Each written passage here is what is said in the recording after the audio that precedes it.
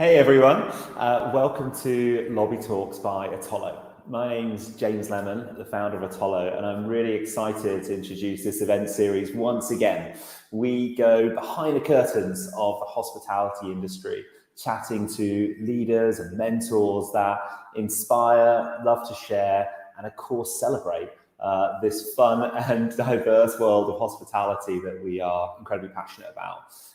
If you like what we're talking about, come and join the conversation. We are on myatollo.com. It's a completely free community for anyone to join and find their gang. You know, if you're passionate about sustainability, technology, HR, marketing, whatever it is, you can connect with like-minded people and mentors and continue your journey as you kind of unpick careers in hospitality. So look forward to kind of seeing you on Atollo. But for now, I've been really excited about today's guest. So Chris is a mentor on Atollo and a fabulous GM who has been passionate about developing people from students upwards since the very first moment we chatted, probably about a year ago. So Chris, welcome to Lobby Talks. Great to have you here. Hi, James. Nice to be there. Good to share. So look, you know the Lobby Talks format. We're not meeting on digital screens. We're all sick of that. We're meeting in a real life lobby, and it looks like you've gone pretty luxury in this one. So can you tell us, Chris, where are we meeting today? Well, I'm sort of dating myself. I think, really at the end of the day, I'm not one of the younger people around the room, but the room, we're in the Negresca, in Nice, and it holds a special moment in my heart because it's quite a fun, relaxed experience. And, I think probably one of the things I'm known for in life is being fairly fearless and going with my gut and doing things which other people might not have done. And, early in my sort of life and youth, I was doing a bit of the drifters number that James Michener wrote about, and was driving a little Volkswagen minibus around Europe, and I parked outside the Negresco and put a jacket and tie on and went in through that lobby to the public area bathrooms and had a shave and brushed my teeth. And, it was just something, I said to myself one day, I'd really like to go back and check in again, all right, and do it the real way. And I have done, and it's really great. But to me, it just reminded me of some of the old pomp and ceremony of, old hoteliering and what it was all about. So I chose, the Negresco, just as a bit of fun. Probably wouldn't choose to stay there today specifically, but, that's not for any reason that the hotel's bad. I just think we need to be adventurous and go out and explore new places. So that's the Negresco. All right.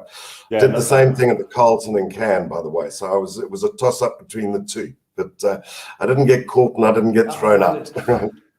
Yeah. Well, the Carlton Cannes is definitely close to my heart. I was lucky enough to stay there. In fact, it was my young son's first holiday. He got to stay in the Carlton Cannes, which was super fun and a real treat. I have to say, I think you're onto something. I think a big top tip for people out there is, if you look like you belong, you can definitely use the facilities of these 5-star hotels. And I'd definitely say, as a dad of young kids, it's actually a really helpful thing to do. Way better than a McDonald's bathroom is go and act like you belong and enter a luxury hotel for a few minutes. And I think that's it. You got to feel like you belong, and you've got to throw your shoulders back, and you've got to sort of say, I do belong here. And I think that's the problem with these kind of places, that they're too intimidating, and we just need to put our fears behind us and stride forward, and away we go. So they're not just for the rich, they're for the poor. Brilliant. Right. Cool. Definitely.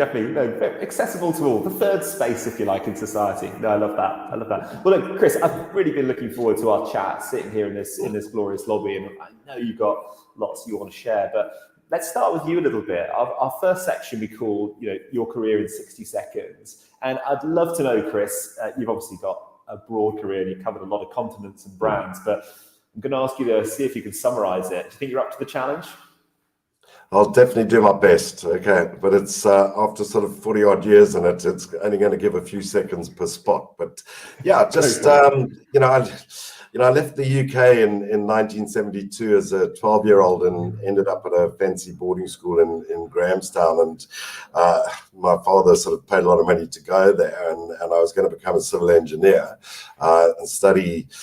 But, he and I fell out, and I literally got a lift to Johannesburg, where my friend was training to be a chef at the President Hotel, which was a Trust House Forte in Johannesburg, and he wanted to go and work at the Carlton. And I followed him in to go and have an interview, not knowing I'd ever get into the hotel business, but they handed me a form, and believe it or not, 1 month later, I was a room service cashier at the Carlton, and there I spent the next 3 years doing an in-service training. The Carlton was a Western International, or Western Property now, big 5-star hotel at Johannesburg, and that was in 1977.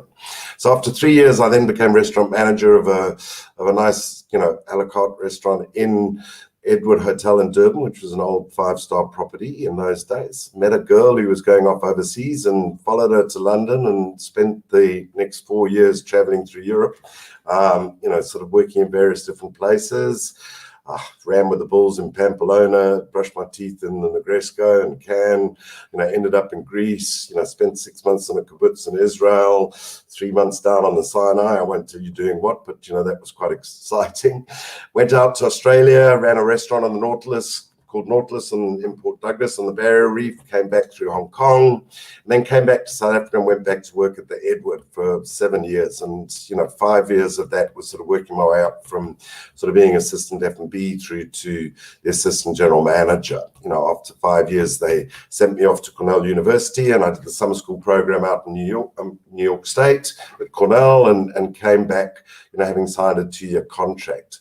I then drove into a wall, literally, spent a year in hospital, came out in a wheelchair, told I'd never walk again, and ended up coming out with a big debt on my own, thinking I wouldn't really sort of enjoy life, but paid back the debt by sort of consulting to architects, got out of the wheelchair, started as a regional manager for a company called Remarkable Resorts, ended up running 3 properties up in the Lowveld, KwaZulu-Natal.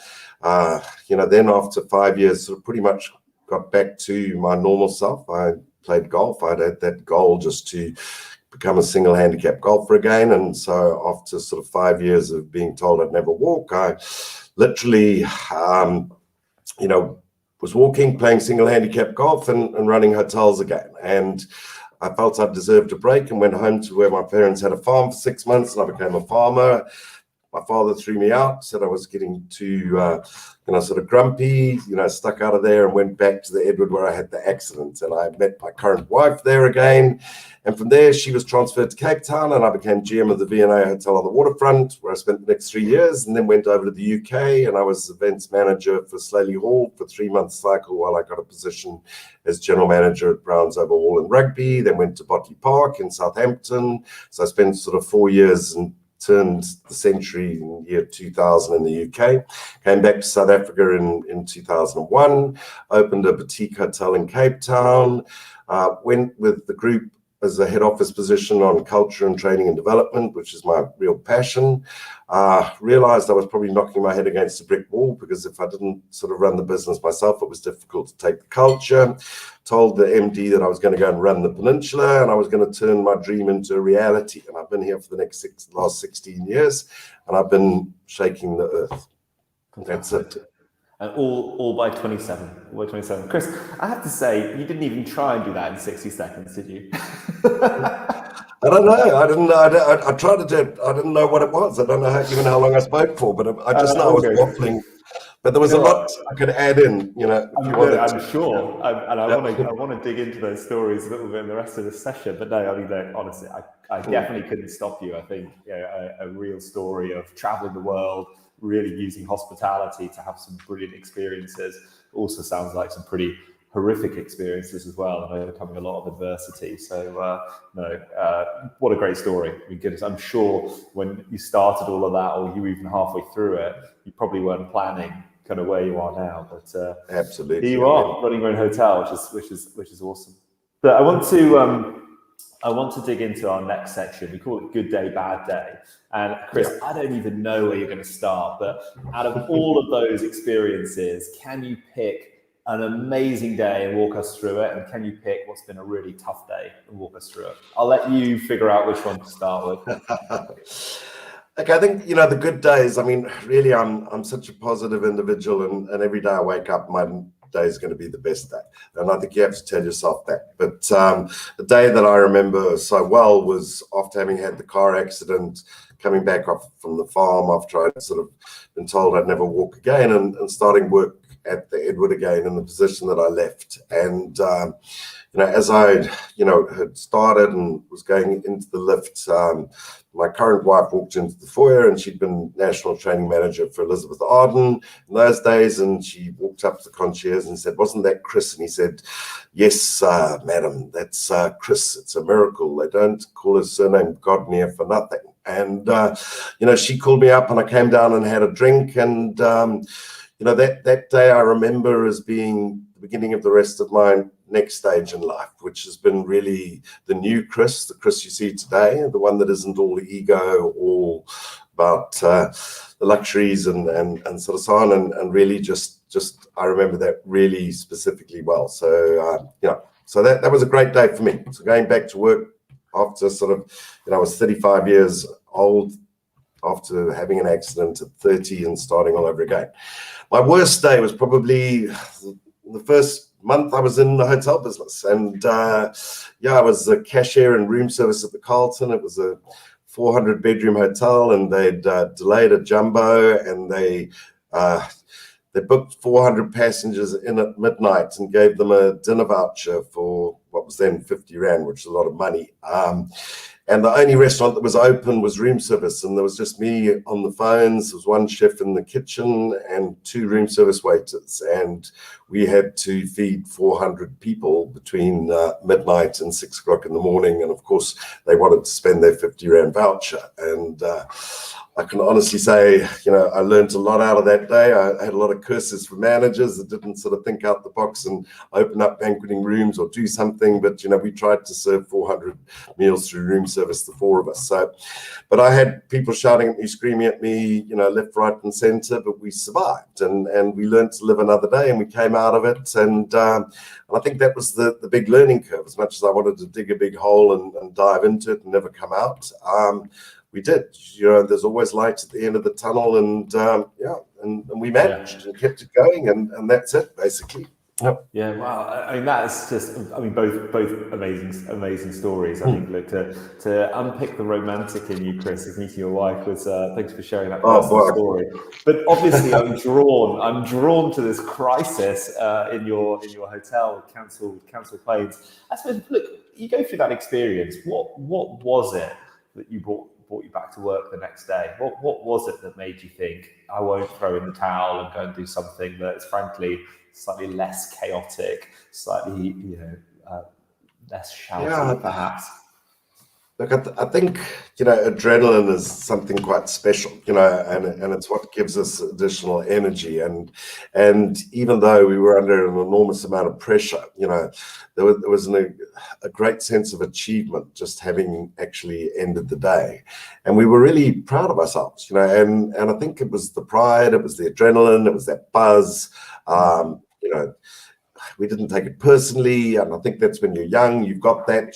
I wasn't the general manager in those days. I was just the room service cashier, so he could take the flak for whatever it was that he had to do. But at the end of the day, I think it was just that excitement and the sense of achievement, and there've been many times like that, and that was just the first experience. But so often we give out vouchers, things like that, without thinking, that 200 people are given a voucher to go to a restaurant, and there's only 50 seats in it, and they all want to have that dinner that one night, and they're queuing, and you can't serve them quick enough, and they're shouting. So I think it teaches us sense of organization, the really working together as teams. So that's our business. I mean, it's really about working together, just going through from the sales all the way through to the operations, to the kitchen, to the back of house.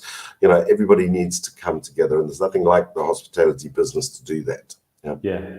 And do you think it is just part of the course? I guess when you're leading teams of people who are it's their first year or two in the industry, how do you set that expectation? How do you make them okay with the fact that you're probably going to have days like that, right? Filled with a bit of excitement and fear, filled with customers who are presenting a challenge, coming out against the odds. How do you prep a team for those? James, for every one bad day, there's 100 good ones. All right, so don't worry. I mean, I think every hotelier is out there because you're in the mood for instant gratification, and there's no better business for when you've done a job well done than somebody says thanks and pats you on the back. So there's always an inner child in you, and I think, yes, we talk about the bad days and coming together as a team, and they make us stronger. But we come to work every day for the great days. The moments you make somebody's day the best in their life. And if you don't get a kick out of that,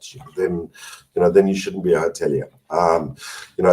Making other people happy must be the greatest talent in the world. So, anybody that thinks that being in the service industry is servile needs to get their mind straightened, because it's not. It's a talent, and they should be respected and loved for it. Okay. Yeah. So we really survive those tough days. Let's not build our whole careers on those. Yeah. No. It's the great days and the great experiences we can create that help us thrive. In great places and great parties, and the best New Year's Eve I ever had was locking up at 1 o'clock in the morning and then watching the sun come up with friends and whatever, when everybody else was already smashed by 6. So we saw the days, and we had so much fun, and we were still living long and hard, and it's just that great sort of spirits of camaraderie and working together. Yeah, that's hospitality.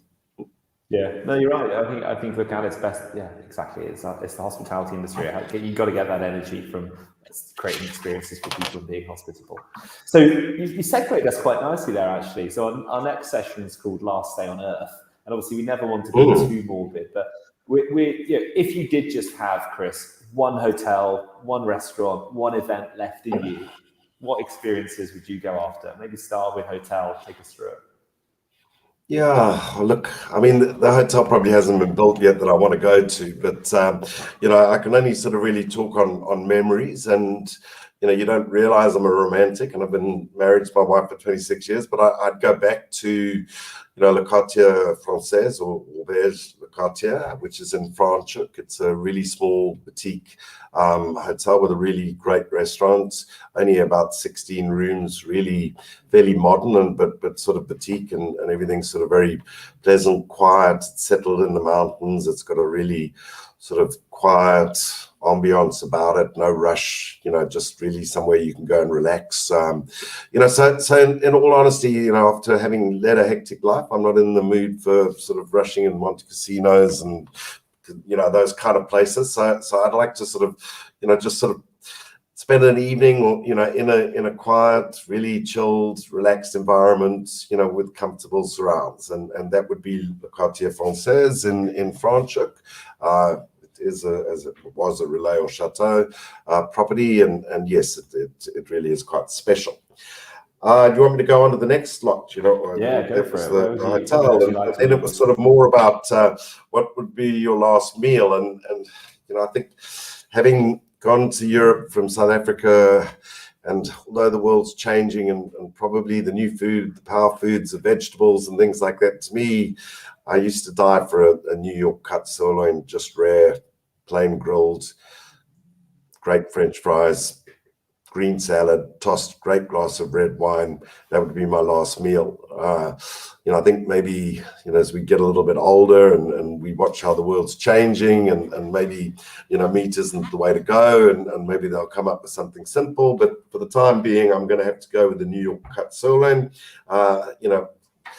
More bleu than rare, so it doesn't need to be cooked too much. Yeah. I'm sure some people are turning over, but that's just how I like it. And I suppose then, you go on and sort of say, well, where would we like to spend our last event? Being English, and my father was a rugby player, and I played rugby, and South Africans aren't bad at it. So, that it would probably be a Rugby World Cup in South Africa, an event to go to. Would either be the Lions again or a World Cup. And I'd like to share that with you, James. I'd like you to come and join me, and we can have that face-to-face beer and enjoy the game. And it doesn't matter who wins or loses. It's just the sort of camaraderie of an event that's special, showing people getting together without fighting, without arguing. It's not about who's winning. It's all the spirit of the game. And I think that's, to me, what rugby's all about. So and I'm really, no, I love it. Look. I mean, let me jump in right there and say yes. I'll take you up on that. I think I think we've all missed these big live events, right? The kind of roar of the Twickenham Stadium. But I think we also forget that these are huge hospitality moments as well, right? The amount of people it takes behind the scenes to make sure those experiences are great from start to finish, through kind of probably now heightened security, through where you eat and drink and the way you're served. I think it's it's so important we get back to those live events that bring people together and allow people to share in these huge experiences. Yeah, the game, James. What's it like when together? I mean, it's not about, as I said, it's not really about the outcome of the game. It's about the event. Yeah. It's about bringing. And what's it like? I guess Cape Town's a little bit maybe smaller than London. What's it like when you have a big rugby international there? I guess hotels are full, bars are full. Good energy in the town. Oh well, in '95 I was running the V&A when we won the Rugby World Cup, and it was, Madeira had just been released, and there was such a spirit of renewal, and it was amazing. And this was on the waterfront. I mean, we had the Scottish team staying close by. They were in the bar. The days of professional rugby were a little bit more relaxed in those days. The guys could go out for a drink and move around and sort of on. But I can't tell you what the atmosphere is like. And I mean, and only I think New Zealand would take it a little bit more seriously than the South Africans. And so it is. And I also then was in rugby in Warwickshire, when I was running Browns Over Hall, and the World Cup was in the UK that time. And I'll never forget going up to Edinburgh and watching the Springboks play Scotland, and just the drinks in the bars afterwards. The Scots took their loss gracefully, and we merrily, sort of got drunk together and happily sort of woke up the next day with no bad feeling. And I think that's what life's about. And it's about sharing great moments. And sport does that, as do many things. Yeah. Yeah, love it. Fantastic. Thanks for sharing that. You've got us all feeling all warm and fuzzy about the return of live sport, and the autumn internationals are going on. Well, I hope so. Yeah. Don't worry. There's a rugby game going on in Edinburgh this weekend, and then I think we come to Twickenham the following one. So seeing the stadiums full is great, but I think there's nothing better than a sunshine barbecue around the stadium in South Africa, which sort of really makes things a little bit more unique. Yeah, sounds fantastic. Proper hot weather. So look, the kind of next section of our talk together is called the guest book. You're coming to leave the hotel, leaving behind some of your kind of words of wisdom, some of your thoughts for the next guest. We'd love for you to kind of share some of the things you've learned, some of the lessons you'd pass on to the future hospitality.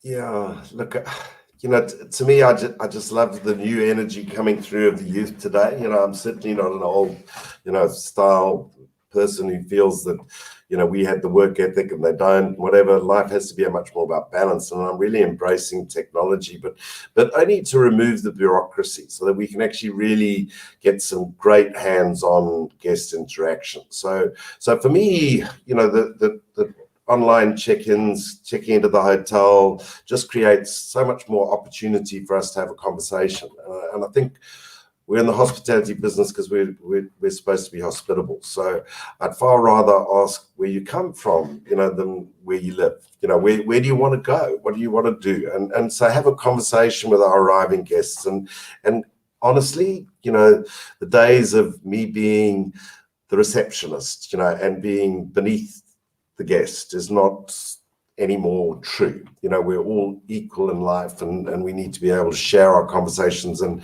I've found the vast majority of my high-end guests really want to get to know the individual. So to me, with AI and technology and removing the bureaucracy, we can make our experiences so much better by hospitality, by being more present and actually asking and listening. And I think as hoteliers, we made many mistakes, and the biggest of them was not listening to our guests. We wanted to make life easy for hotels, not so much for the guests. And I think the OTAs coming in involved, sort of cutting out, our direct booking system, taking the lion's share of the profit, sorts as that, as all disruptors, as in Uber with the car industry, as in transport and with taxis and such like, Airbnb coming in. But, we need to rise to those challenges and actually sort of work with them, because we're all working in the same industry. So I think really you've got to be agile, flexible, fearless is probably my biggest word. So if you haven't done it, doesn't mean you can't try it. And just doing nothing and stagnating is the worst thing, and I think COVID taught us that, the probably one of the biggest, sort of things that inspires me the most every day is how, this pandemic arrived and we shut down the business, and I said, well, I can't lose my staff. I can't lay off these people. I've invested so much time, energy, effort building a culture, so they can't go. So I created my CapEx program and I brought them all back in, and we all became decorators, and we spent the first 3 weeks when we were allowed back in decorating before we had guests, and then we started to raise money, and my chefs were cooking food for people sleeping on the streets and sort of so on, and we stimulated all of that, and I'm so proud to say, after sort of 15 months or 18 months coming through, the Peninsula has survived without retrenching a single staff member.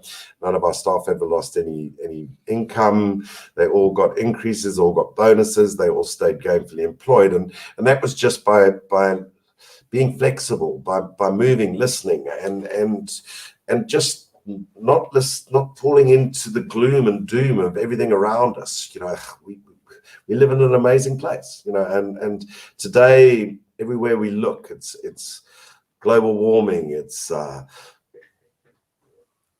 just crisis, and I just wake up every day knowing, after I'd had that car accident, that every day I have is a plus day. So I think we've got to stop being the victim. We've got to look at every day as it's our last and live it to its full. And so you've got to be fearless. You've got to be agile. You can't criticize. You got to look at all these different generations. The old guys like me, we come with so much wisdom, so much experience. You don't have to spend 6 months chopping vegetables to learn out how to use a knife. So yes, we went through all these years and years of making you do things, to get a skill, but maybe we don't need those skills as much anymore. So we just need to really, play differently, work differently, live differently, but just be alive and have fun, and fun's everything. I mean, really, it's been a long day with me. It's 7 o'clock tonight, and it's my birthday, and I'm still at work, and I'm talking to you, and it's a great day. Happy birthday! If I could sing, I would definitely give you a tune. Geez, I didn't say it because I wanted to. No, to do that. Think about this as being your gift to the world. You're self-gifting. But no, Chris, thanks for sharing that wisdom with us. I think there's a couple of really important pieces there, right? One is about the importance of your team and letting everyone in hospitality know that you should feel special each day. You should feel like you're doing something important and be empowered to provide better experiences. If you're not in an environment that's building that for you, and then maybe look for inspiration elsewhere, right? Whether it be a platform like Atollo or networking elsewhere, but there's a broad industry of great leaders out there. And the second is, and I always love that innovative approach where we're not letting anyone go. There is lots we can do in the food space. I know you guys tackled domestic cleaning as well. We've got this amazing team. We want everyone to have a livelihood, and they're creative as well. What could we do to support the industry? What could we do to support ourselves, frankly? And hopefully you've reaped the rewards. Come back faster, built back a stronger business.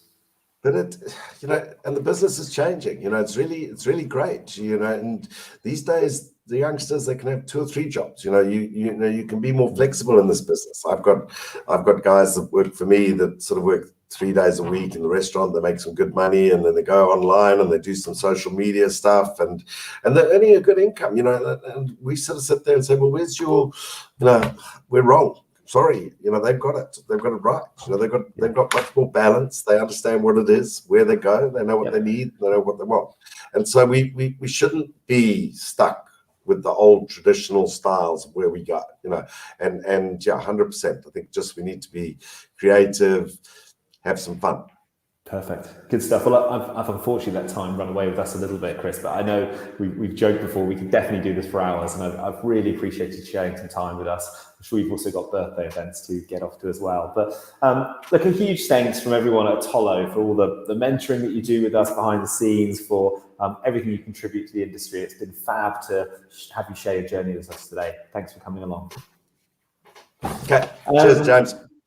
Good stuff. Look, so we are really excited. We are, if you're excited by what you've heard today, thank you so much for attending. We're going to drop a feedback form around, and we'd love to kind of get your thoughts. What do you love? What do we change? What do you want to hear about hospitality? Obviously, at any point, come and join Atollo. We're excited to have you on the platform at myatollo.com. And you saw there, we'll put it back up again. We'll take a break next week, but we are back on Tuesday the 23rd. I'm really excited to be chatting to Martin Trainer. So he works in the UK government's Cabinet Office as being responsible for all of the small businesses across the UK. That might sound random, but Martin used to be a Holiday Inn General Manager in Cardiff. So taking the hospitality route up, and now he's helping run the country. So I think loads of stories to share, and what a great experience. So really excited to chat to Martin. In the meantime, please stay safe, take care of yourselves. Look forward to seeing you on Atollo. Get some help, get some inspiration, and get mentoring. And we'll speak to you soon. Stay safe. Bye-bye.